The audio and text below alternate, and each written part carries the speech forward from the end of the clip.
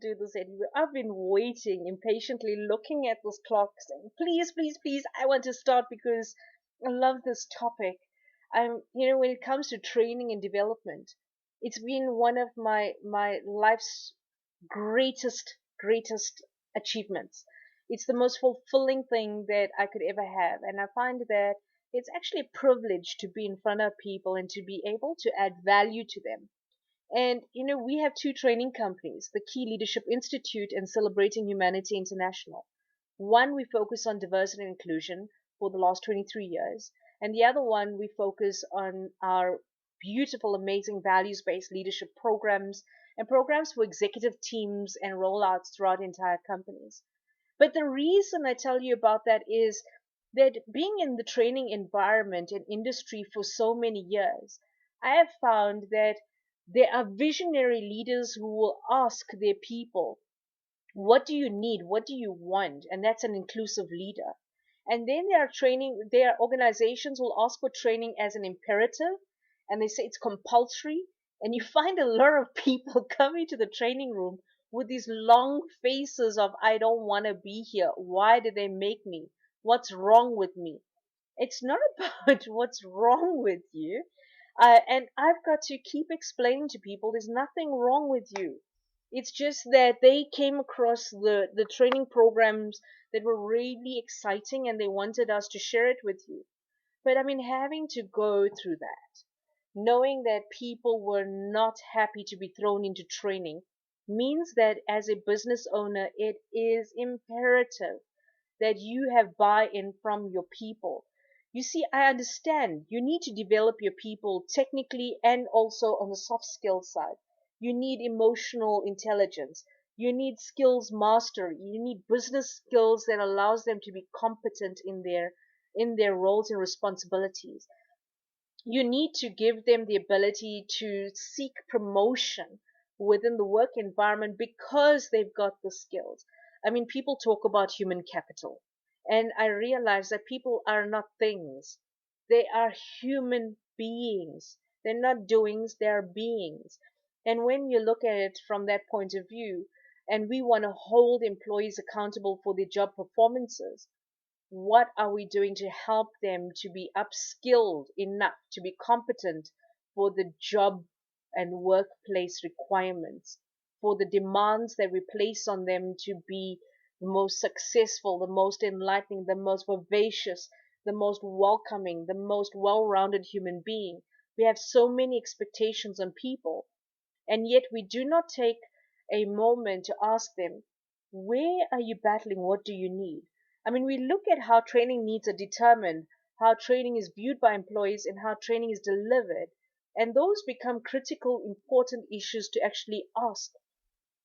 I mean, now when you look at the training trends and the methods of gaining knowledge, other than traditional classroom presentations, you're starting to find that coaching and mentoring is taking center stage, that online programs are taking center stage, that people want to learn quickly. They want quick development. They want quick fixes. They want everything to be done in 2 to 3 hours. But I would beg to differ.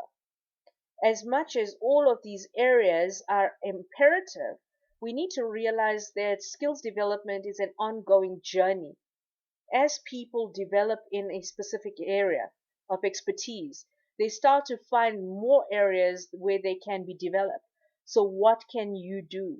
Because when you train employees, you help them to grow their skills and their knowledge to better perform in their current job so that they feel appreciated as well as benefit from that self-growth. I mean, you're giving them the opportunity for development, and what that does for you as an employee is it actually increases what it gives to you as an employer or business owner is it actually increases your employee loyalty and thus your retention and your ability to keep and attract the best possible employees. So what does development mean within the organization and why is it important? I think the simplicity of it is understanding first how do we develop our people in the workplace, and then what is the whole point of it? I think it's about influence and impact. I think it's about significance. I think it's about growth, and I think more than that, is that everybody succeeds. It's not just the business. I understand the whole aspect of return on income. Yes, that is a business imperative. But what about return on character? What about return on values? What about the return on your people? So if you're looking at how to develop your people in the workplace, I would suggest that first you review you review each person's or each individual's job descriptions.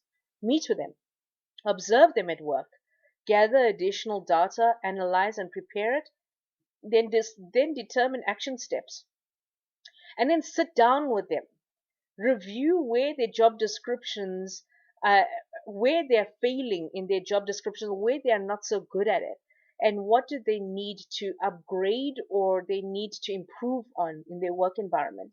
And so when you look at it, stop thinking about work that team members should be doing. I mean, that's what is determined by the job descriptions. Rather, identify the skills that they may need to do these things well.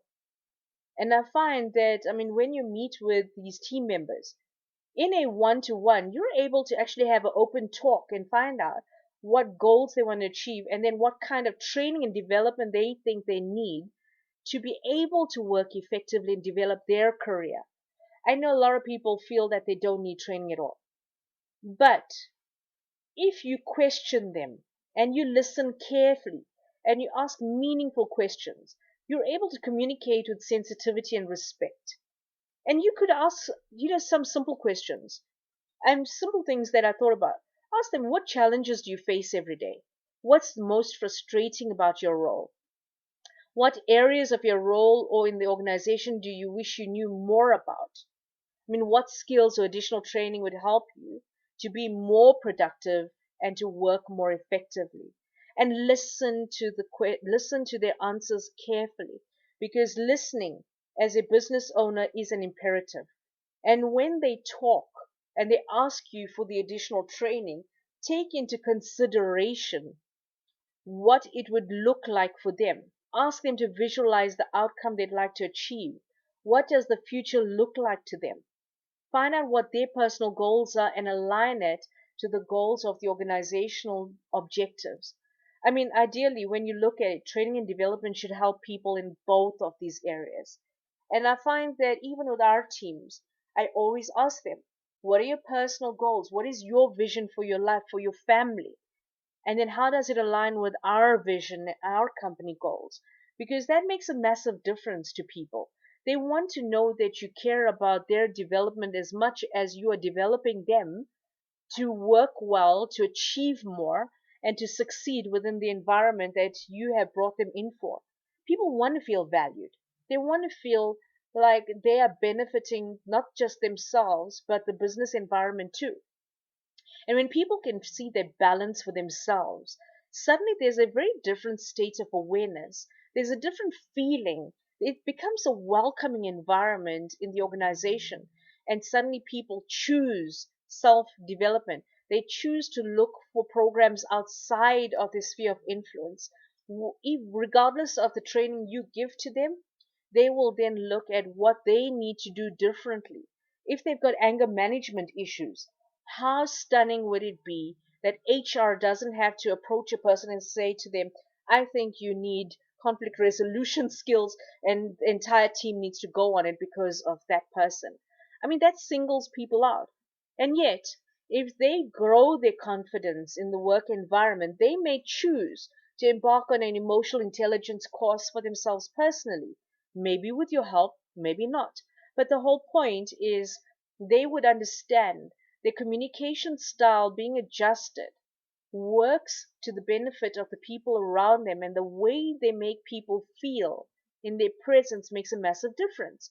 So if they can handle their own ability to react versus respond, if they can handle their anger, the way they choose to speak to people, maybe they dominate, maybe they don't, but when they react, it could be emotionally destructive to the work environment.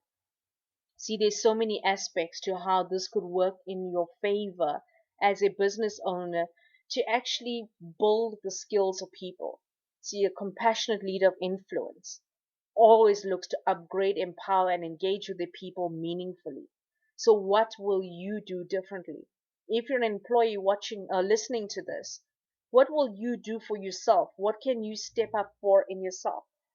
You see, I find that the best way to talk about the secrets behind self-development, it would be this, that you having a winning attitude will allow you to become an influential leader, and it'll get you to the point where people want to listen to you and they want to help you succeed.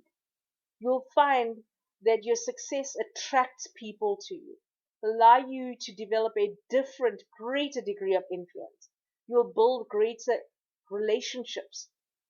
You'll find that you encourage people to delve into their personal wants, needs, desires, their talents, even their gifts.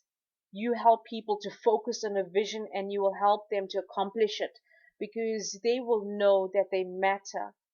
You will find that people realize that you genuinely care about them when you invest in them. And so that has been part of my journey in life, and I realize that it is a privileged one. From our Key Leadership Institute and our Celebrating Humanity International company, I find that to connect with people, engage with them meaningfully, means that we add value. And I would welcome you to find us on www.ibgr.network. Find us, connect with us, look at how we can help you and engage with you with your teams. I'm Arthie Moore, co-founder of Key Leadership Institute and Celebrating Humanity. Find me on Twitter, Instagram, Facebook, and keyleadership.com. That's kileadership.com. Now, look forward to next week where I'm going to be talking about celebrating accomplishments stimulates creativity. Another incredible talk. And until the next time, take care and have fun. It's been fabulous being with all of you. Until next week. Bye bye.